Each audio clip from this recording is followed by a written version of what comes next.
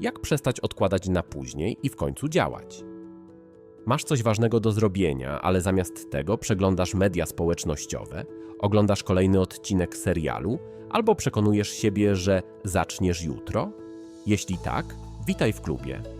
Odkładanie rzeczy na później to problem, z którym zmaga się większość z nas. Ale dziś dowiesz się, jak to zmienić raz na zawsze. Poznasz 3 konkretne metody, które pomogą Ci przełamać prokrastynację i wreszcie zacząć działać. Zwłaszcza ostatni punkt może całkowicie odmienić Twoje podejście do działania. Nie przegap go, bo to on często robi największą różnicę. Zaczynamy. Dlaczego w ogóle odwlekamy? Zanim przejdziemy do rozwiązań, warto zrozumieć, dlaczego w ogóle odkładamy rzeczy na później. Wbrew pozorom, prokrastynacja to nie lenistwo. Najczęściej wynika z 3 rzeczy: strachu przed porażką, perfekcjonizmu lub braku jasnego planu. Strach przed porażką. Często boimy się, że jeśli zaczniemy, to nam nie wyjdzie. Wolimy więc nawet nie próbować, niż zmierzyć się z ewentualnym niepowodzeniem. Ale prawda jest taka, że porażka jest częścią procesu. Bez niej nie ma postępu. Perfekcjonizm? Chcemy, żeby wszystko było idealne, więc zamiast zacząć, spędzamy godziny na analizowaniu i planowaniu. A potem i tak nic nie robimy. Problem w tym, że doskonałość nie istnieje, liczy się to, żeby ruszyć z miejsca. Brak jasnego planu. Czasem nie działamy, bo nie wiemy, od czego w ogóle zacząć. Mamy przed sobą ogromne zadanie, które wydaje się przytłaczające, więc odkładamy je na później. Brzmi znajomo? Spokojnie. Zaraz dowiesz się, jak sobie z tym poradzić. Zmień perfekcjonizm na wystarczająco dobrze. Perfekcjonizm to cichy zabójca działania. Zamiast robić, planujesz, analizujesz i wciąż czekasz na lepszy moment.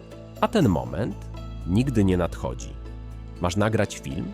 Nagraj wersję roboczą. Nie musi być idealna. Chcesz zacząć nowy projekt? Zrób pierwszą wersję, potem dopracujesz. Musisz napisać ważny tekst? Po prostu pisz. Poprawki będą później. Zamiast myśleć, zrobię to perfekcyjnie, zmień podejście na zrobię to wystarczająco dobrze. Bo wiesz co? Lepiej mieć coś niedoskonałego, ale gotowego niż idealne. Tylko w głowie. Brak jasnego planu? Użyj zasady 2 minut. Największą przeszkodą w działaniu często jest sam początek. Gdy zadanie wydaje się zbyt duże, nie wiemy, jak się za nie zabrać, więc je odkładamy. Jak to obejść? Podziel zadanie na mikrokroki i zacznij od czegoś, co zajmie Ci maksymalnie 2 minuty. Masz do napisania esej? Otwórz plik i napisz tytuł. Chcesz zacząć biegać? Po prostu załóż buty sportowe. Masz posprzątać biurko?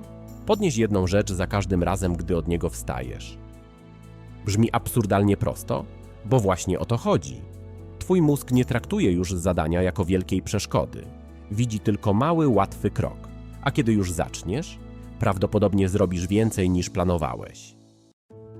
A teraz najpotężniejszy trik. Daj sobie szybką nagrodę. To punkt, który może odmienić Twoje podejście do działania. Nasz mózg uwielbia natychmiastowe nagrody. To dlatego tak łatwo wciągamy się w scrollowanie social mediów czy oglądanie seriali. Jak wykorzystać to na swoją korzyść? Po wykonaniu zadania daj sobie małą przyjemność. Może to być kawa, ulubiona muzyka, 5 minut odpoczynku. Coś, co sprawi Ci radość. Stosuj zasadę, jeśli to, to tamto. Na przykład, jeśli napiszę 1 stronę pracy, to obejrzę 10 minut serialu. Znajdź frajdę w samym działaniu. Słuchaj muzyki podczas sprzątania, rób checklisty, odhaczaj małe kroki. To daje poczucie satysfakcji i motywuje do kontynuowania. Prokrastynacja wygrywa, bo zwykle kojarzymy zadania z wysiłkiem i stresem. Ale gdy połączysz pracę z szybką nagrodą, Twój mózg zacznie kojarzyć działanie z przyjemnością i łatwiej będzie Ci zacząć.